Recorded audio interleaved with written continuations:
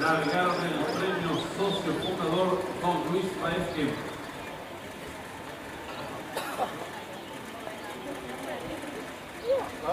El camino participante número 3, Salvador, que ya prácticamente está sobre uno poderoso, levanta la mano fuera, número 6, Fervoroso, el competidor está recorriendo todo el trecho mejor, cabeza de ventaja sobre el 6, Fervoroso, tercero desempeña el número poderoso, cuarto mejorado por fuera del número 5, Deportivo, la quinta ubicación del número 4, Parisiense, la marcha del 2, Muñeco, el competidor está limitado en todo el trecho mejor, pequeña ventaja sobre el número 6, Fervoroso, que siente por fuera, tercero desempeña el número poderoso, cuarto mejorado el número 5, Deportivo, y está en la recta final.